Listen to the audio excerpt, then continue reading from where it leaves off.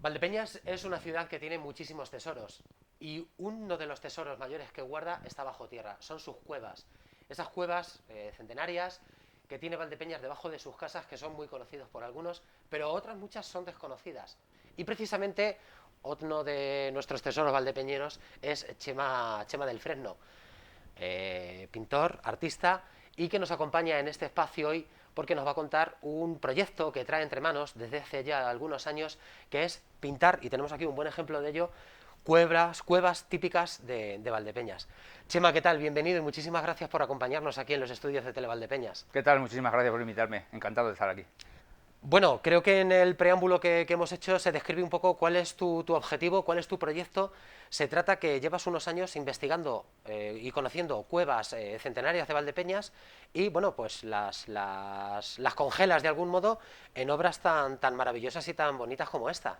Pues sí, la verdad es que es un proyecto que llevo trabajando pues siempre en la evolución de la pintura. Entonces empecé con esta temática, metiéndome más en el tema del realismo y demás, a través de las bodegas, de las escenas de bodegas. Entonces llevaré pues alrededor de unos 4 o 5 años con esta temática, en la que estoy muy a gusto trabajando ahora mismo y sigue evolucionando, por supuesto. Y bueno, pues sí es que es una muestra de esos rincones oscuros que mucha gente no conoce, que se desconoce la cantidad de cuevas y cercados viejos y demás que hay. Y bueno, pues lo que intento yo es un poco siempre, la pintura, como dicen, es la representación un poco del alma del pintor. Y en este caso sí que es, ahí me manifiesta mi forma de ser también, porque me gusta mucho la tranquilidad, la soledad, esos ambientes tranquilos, bueno, pues a través de la bodega he conseguido, di con ello, y la verdad que por eso me siento tan a gusto con esta temática y sigo desarrollándola. Dime, ¿cómo planteas, por ejemplo, el inicio de una obra como esta? Me imagino que, bueno, tienes que tener en cuenta, obviamente, la localización. ¿Cómo accedes? ¿Cómo te enteras? ¿De dónde sacas la información realmente para poder dar con esa localización, con esa cueva que posteriormente vas a inmortalizar así? No es fácil porque todo esto está muy oculto, a no ser que tengas contactos o gente que te diga hay aquí una bodega, hay aquí un cercado abandonado, hay una bodega abandonada. Entonces cuando empiezo yo a remover, como dicen. Siempre procuro ir, cuando voy caminando por la calle, me voy fijando en cercados, en bodegas antiguas. Siempre intento localizar bodegas abandonadas, o sea, que ya no estén en uso. Y no intento, luego en la pintura no intento representarlas como si dijéramos reformándolas, ni mucho menos. Lo que inmortalizo es esa parte de bodega que quedó, tal cual ha quedado en la actualidad. Entonces, bueno, pues si vemos un extintor actual, yo lo dejo, lo pinto y demás. Entonces, llegar a esa temática, a esas escenas, como si dijéramos, esos escenarios, es difícil, necesito siempre de ayuda de alguien que conozca. En este caso, la verdad que Valdepeñas lo tengo ya muy recorrido, sé que hay muchísimos sitios que todavía no he llegado, que me gustaría llegar. En proyecto yo tengo siempre, primero, por sobre todo, intentar sacar todas las escenas que yo pueda de Valdepeñas, de estas cuevas y rincones abandonados de bodegas, y luego ya pues empezaré en ciudades o poblaciones vinculadas también con el vino a estudiar también otras bodegas, que también viene genial para que conozcamos otra arquitectura diferente de la que nosotros tenemos aquí. Entonces, bueno, pues eso es el inicio. Tenía un proyecto también muy fuerte que, bueno, pues con el tema COVID se desplazó hacia el 2022, que era una exposición en la Toscana, en Italia, en Volterra y en San Gimignano, donde estaban muy interesados de esta obra porque es una zona vitivinícola y claro, les gustaba mucho el tema del realismo y la temática sobre todo. Entonces, bueno, pues también tenía pensado cuando fuese allí a Toscana patearme todas las bodegas que pudiera para traerme esa influencia, esa arquitectura diferente y nueva aquí a Valdepeñas. Entonces, bueno, pues siempre intento buscar esos escenarios como contactos, fijándome. Oye, Chema, sé que hay una bodega en tal sitio, me pierdo el culo. ¿Qué quiero hacer con eso?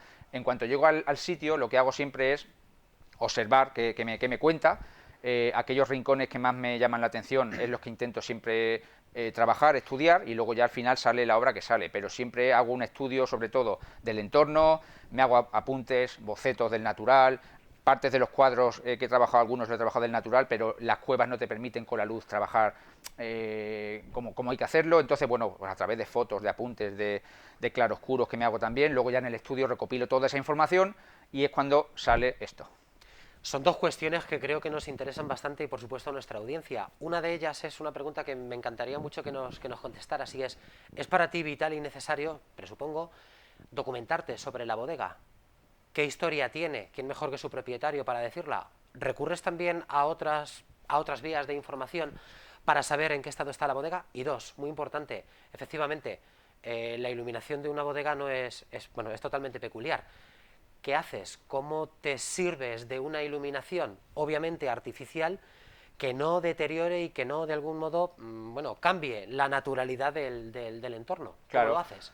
Bueno, primeramente lo que me has dicho, el estudio de la historia de la bodega, para mí tampoco es demasiado necesario el de dónde viene y cómo se ha hecho. Siempre es, la información siempre es vital y te viene muy bien apoyarte en algo, pero realmente lo que yo quiero inmortalizar es esas cenas en ese momento. En el 2020, esta cena, si está esta bodega, no sabemos cómo estará de aquí a 5 años, si esté derruida, si la hayan reformado, pero yo me gusta inmortalizar ese momento. Aún así, yo he estudiado bastante, sobre todo la arquitectura manchega, del por qué se pone el azul añil, del por qué se ponen esas ventanas en ese tamaño, a cierta altura, qué tipo de barro se usa para la teja. O sea, todo eso es una información que yo tengo base para saber de qué material estoy hablando y qué material estoy representando, porque luego a la hora de pintar, como veis, es una pintura muy monocromática, en tonos tierras casi todo, excepto algunos toquecitos de color, y con ese mismo tono tierra oscuro, que es el que suelo usar para las partes más oscuras y luego con más transparencias para las partes más claras, necesito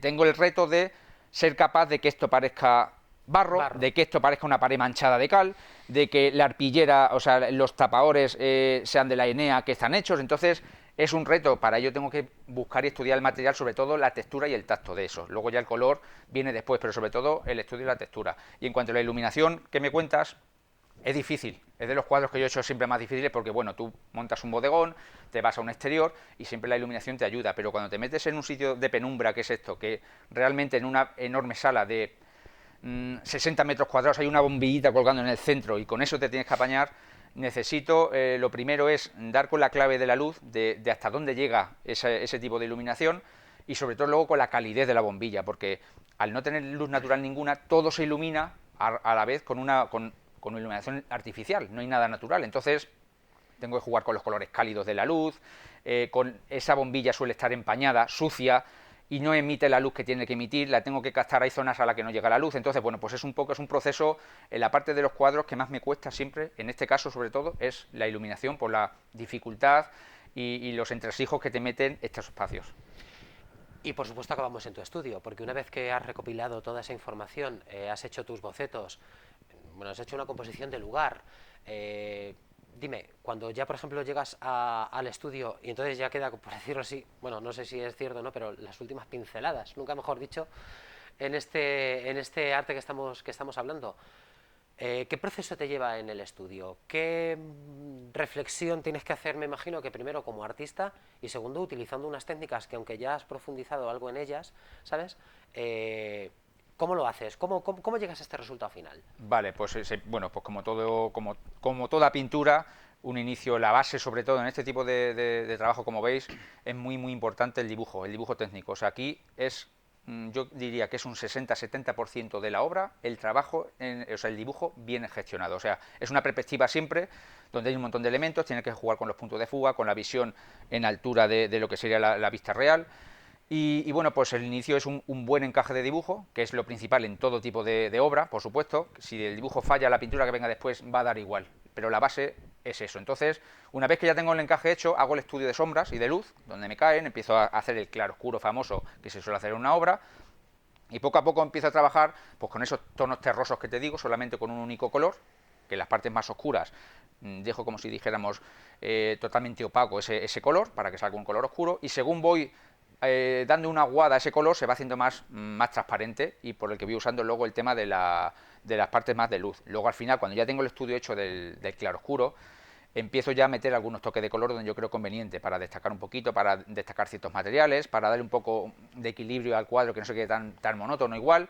Después viene un proceso, después del color, viene un proceso que les digo yo de ensuciado del cuadro, que es empezar a todo ese moteado, todas esas rasgaduras, con el carboncillo en seco suelo trabajar y ensuciar, suelo usar algunas veces betún de Judea, mezclas cerrosas con negros humos. Entonces, cuando empiezo a conseguir esa suciedad, cuando consigo suciedad, luego vuelvo a dar otro repaso, a ver si el cuadro está equilibrado, si está todo bien, y una vez que ya lo tengo más o menos asimilado bien, pues ya defino y barnizo. Entonces, el estudio sobre todo es fuera, siempre en la bodega, a base de apuntes y de fotografías y demás, y en el estudio es encerrarme, intentar aislarme siempre que puedo, y centrarme en ello. Puede haber obras que me lleven un mes, otras que me lleven 3 días, otras que me lleven 2 meses. Entonces es un proceso que no sabes calcular, tampoco la inspiración y las ganas muchas veces es ponerte. Yo me he puesto algunas veces un día a las 8 de la mañana y han llegado las 9 de la noche y digo, ¿pero qué he hecho hoy? Y llego al día siguiente y en un par de horas he solucionado lo del día anterior y lo que pertenecía a ese día. Entonces es algo que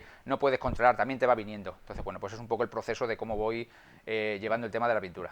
La inspiración brota, es Bueno, sí, indudable. es verdad, es verdad, también, sí, eso, el entorno influye mucho y la forma de ser también. Por supuesto. Chema, como te conocemos bien, y ya por último, por hacerte la última pregunta y reflexión, como te conocemos bien y sabemos que no dejas nada al azar, viene, bueno, pues la parte algo accesoria, pero que evidentemente también pertenece al trabajo, que es la elección del marco o del accesorio que lo pone. Me imagino que no ha sido al azar, obviamente, el elegir, bueno, pues este soporte tan castizo, tan antiguo, tan de madera, tan relacionado con una bodega. Parece que has quitado una de las baldas del empotro y la has utilizado para enmarcar el cuadro. Ahí quiero llegar y eso me gusta que me lo expliques tú porque ya no hace falta que te lo explique yo. O sea, es eso, este tipo de tabla de derribo, de tabla vieja que normalmente suelo llevarme de alrededores de bodegas, de cercados antiguos, que siempre es lo mismo, siempre es para el mismo fin, el que se ha usado para algo, para un palé, se ha destrozado y ahí se ha quedado. Entonces yo lo que hago es reciclar ese material y lo intento usar además cuando lo encuentro con suciedad, con tachuelas, con clavos doblados, todo eso lo dejo a posta porque eso es parte de. Entonces, este tipo de enmarcación o de decoración pues no valdría en cualquier tipo de obra, por supuesto que no. O sea, la obra te lo tiene que pedir. Y yo muchas veces, cuando ajunquillo siempre para dejarlo también, aparte de un poco más presentable, protegido, pues luego coloco, veo si las tablas me piden o no. En este caso veía que sí me venía bien. En otros cuadros, por ejemplo, no lo hago. Si hay demasiada acumulación de objetos, si el cuadro tiene mucha información o mucha fuerza, lo dejo ya así, tal cual, porque esto añade, siempre está añadiendo. Pero aquí tengo una línea de una perspectiva más central, bueno, tenemos las tinajas y la parte principal, que son los tapadores y la parte del tubo y la tubería, y lo demás está bastante limpio, incluso aquella parte de aquí oscura, que es más abstracta, que la hice casi totalmente abstracta, la sombra la parte de penumbra, pues como es un cuadro que tiene partes muy, muy limpias, como si dijéramos, pues cuando lo presenté me pareció bien. Entonces hay algunos incluso, estos son 4 tablas que coloqué, pero hay algunos que he puesto palés de fondo que los he desmontado, he quitado los tacos, los he reducido en cuanto a fondo y los he presentado como palé y de hecho tengo muchos y muchos he vendido así que la gente venía al estudio, oye, Chema, quiero un palé de estos tuyos. Digo, ¿cómo que un palé? Dice, sí, un palé que he visto en tal sitio. Digo, es una obra con una enmarcación de palé. Entonces, bueno, pues es algo particular, fue algo un poco novedoso aquí en Valdepeñas cuando empecé a montarlos hace 5 años o por ahí, llamó la atención y veía yo que funcionaba y se enlazaba muy bien con la pintura. Entonces, bueno, pues es una evolución. Ahora uso tabla, otras veces no usaré nada. Estoy también pensando en poner chapas viejas, sucias, también que te encuentras en los cercados, chapas oxidadas, metálicas, no tiene por qué ser madera, cualquier material que puedas encontrar en ese entorno y que estéticamente funcione aquí. Desde luego, lo mimetiza, también contribuimos un poco a la sostenibilidad, el reciclaje. Y por último, te deseamos obviamente que tu obra perdure tantos años como las cuevas que representas, que son nada menos que centenarias. Gracias Pues por acompañarnos y enhorabuena por tu trabajo. muchísimas gracias y hasta la próxima vez que queráis. Encantado. Gracias.